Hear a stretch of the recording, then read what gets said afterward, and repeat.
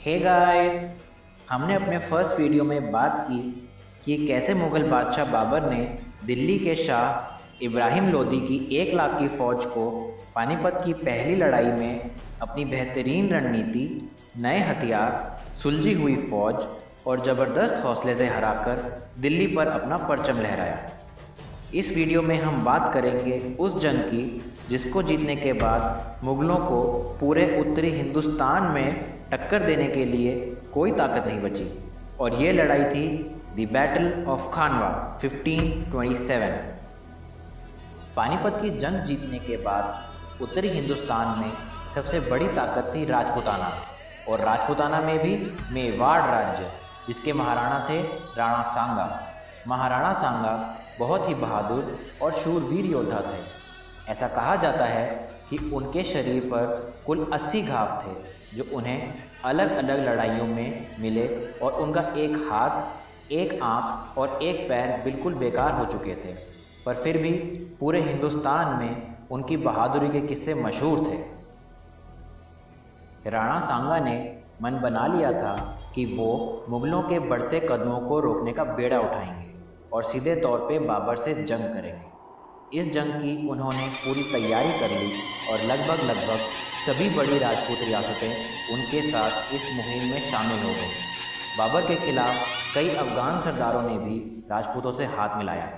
राणा सांगा की लीडरशिप में राजपूतों और अफगानों की एक बहुत बड़ी फौज खड़ी हो गई।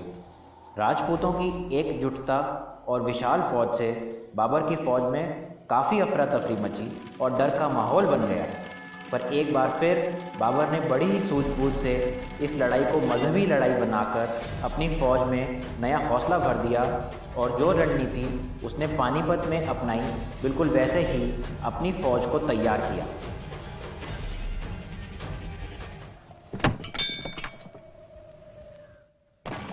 बाबर ने राजपूत अफगान अलायंस के कुछ बड़े सरदारों को अपने साथ मिला लिया, जिन्होंने ऐन वक्त पे राणा सांगा का साथ छोड़ दिया और लड़ाई में बाबर से जा मिले। जब लड़ाई शुरू हुई तो राजपूत फौज बाबर की फौज पे कहर बन के टूटी और मुग़लों के पैर उखड़ने लगे। पर जब बाबर की तोपों ने आग उगलनी शुरू की तो राजपूत फौज के हाथी घोड़े बेकाबू हो गए और अपनी ही फौज में भगदड़ मचा दी। तोपों ने राजपूतों का बड़ा नुकसान किया। हालांकि राजपूतों ने बड़े ही शौर्य और बहादुरी से लड़ाई लड़ी, पर बाबर की बेहतरीन स्ट्रैटेजी और तोपों के आगे ना टिक पाए।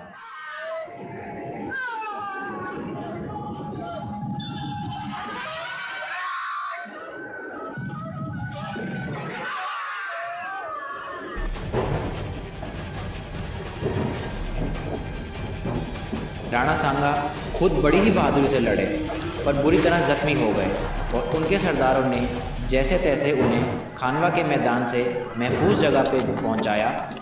वो दिन राजपूतों के लिए बहुत ही दुख का दिन था। इस लड़ाई के ख़त्म होते ही बाबर को ललकारने वाली और कोई बड़ी ताकत हिंदुस्तान में नहीं बची, और मुग़लों का परचम और बुलंद हो गया। राणा सांगा की हार के मेन रीजंस: बाबर की तोपों का कोई तोड़ ढूंढे बिना सीधे सीधे लड़ाई में उतरना, अपने सभी साथियों को अपने साथ मुहिम के आखिर तक ना रख पाना, और सबसे बड़ा रीज़न सिर्फ 1 साल पहले हुई लोदी की पानीपत की हार से कोई सबक ना लेना और फिर से वही गलती दोहराना। फ्रेंड्स, इस वीडियो के थ्रू हमें ये पता चलता है कि ज़िंदगी की कोई भी जंग जीतने के लिए बहादुरी के साथ साथ समझदारी की भी बहुत ज़रूरत होती है।